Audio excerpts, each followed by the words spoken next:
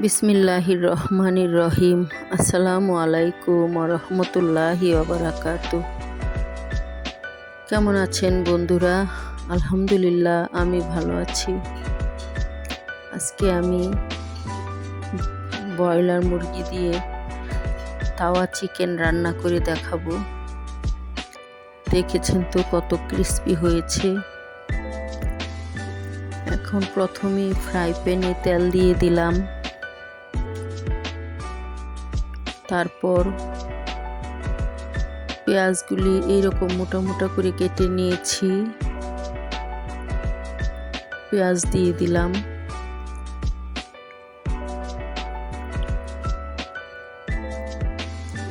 এই চিকেনে পেঁয়াজগুলো এরকম করে কেটে দিতে হবে।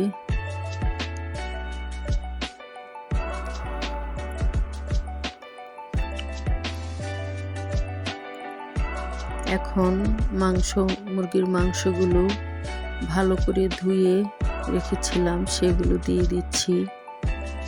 একদম চিপে চিপে দিচ্ছি যেন পানি না থাকে। এই মাংস রান্নায় আমি কোনো পানি ব্যবহার করব না।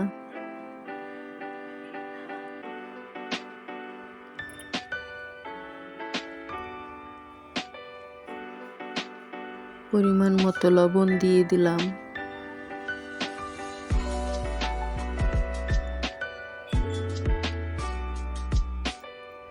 এখানে আমি 3 চামচ পরিমাণ আদা রসুন বাটা দিয়েছি। যেহেতু এটা তাওয়া চিকেন, এই মাংসের মধ্যে শুধু মশলা থাকবে, কোনো পানি থাকবে না, ঝোল থাকবে না, মশলা দিয়ে মাখা মাখা থাকবে। তাই সব মশলা একটু বেশি করে দিতে হবে।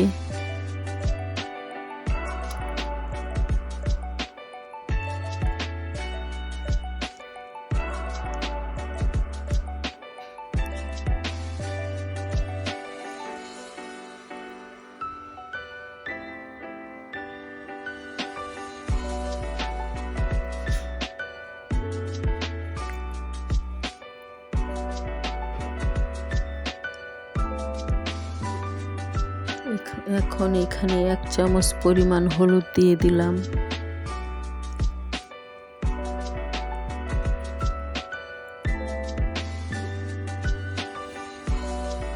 দেড় চামচ পরিমাণ মরিচের গুঁড়ো দিয়ে দিলাম। একটু ঝাল ঝাল হবে রেসিপিটা।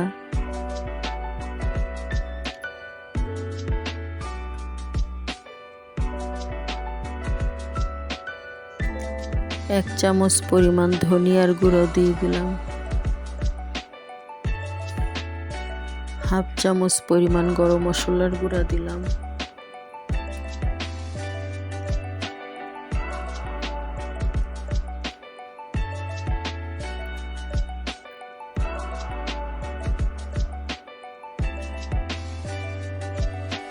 হাফ চামচ পরিমাণ জিরার গুঁড়ো দিলাম। এখন সবগুলো উপকরণ একসাথে ভালো করে মাখিয়ে নেব।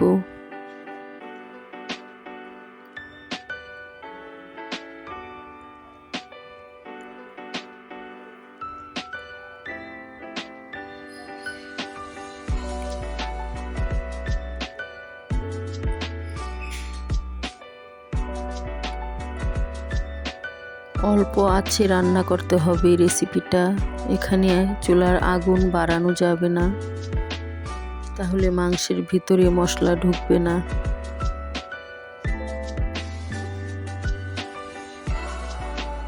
একটু সময় নিয়ে রান্না করতে হবে রেসিপিটা। এখন আমি এখানে একটা টমেটো কুচি করে কেটে দিয়ে দিলাম। মিডিয়াম ভাবে টুকরো করে দিলাম আর কি।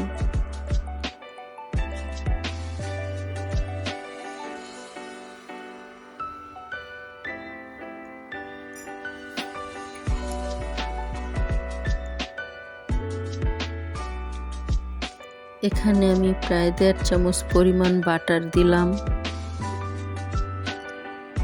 আপনারা ইচ্ছা করলে স্কিপ করতে পারেন। বাটার দিলে অনেক সুন্দর একটা গ্রান আসে, খেতে ভালো লাগে। আপনার ঘরে যদি না থাকে তাহলে দিবেন না। দেখেন আমি কিন্তু কোনো পানি দেইনি, এমনিতেই পানি উঠে গেছে মাংস থেকে।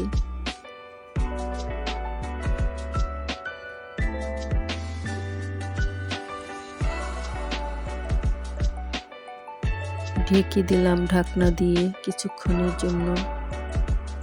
ফুটে উঠেছে, এখন ঢাকনা খুলে নিয়েছি।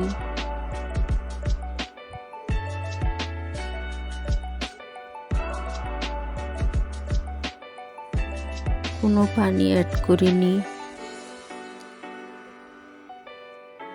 তারপরও কত পানি উঠে গেছে।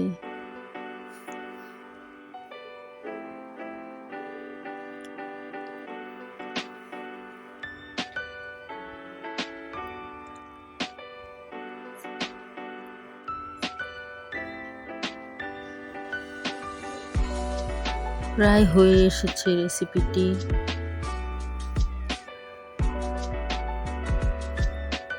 আমার রেসিপিটির কোনো অংশ যদি আপনাদের কাছে ভালো লেগে থাকে বন্ধুরা, তাহলে সাবস্ক্রাইব করে আমার পাশেই থেকে যেতে পারেন।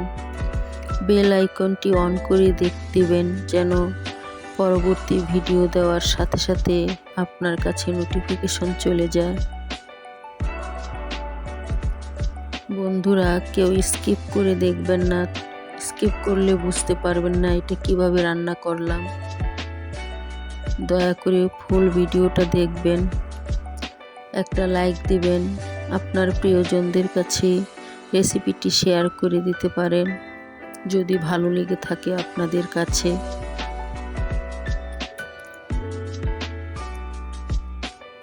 একটা সুন্দর গঠনমূলক কমেন্ট রেখে যাবেন, যেন আপনার কমেন্ট ধরে আমি আপনার পরিবারে যেতে পারি।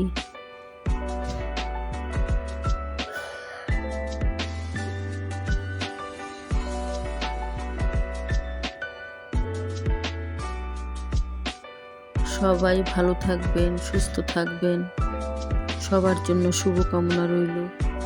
এই যে দেখুন কত সুন্দর হয়েছে কালারটা। আল্লাহ হাফেজ।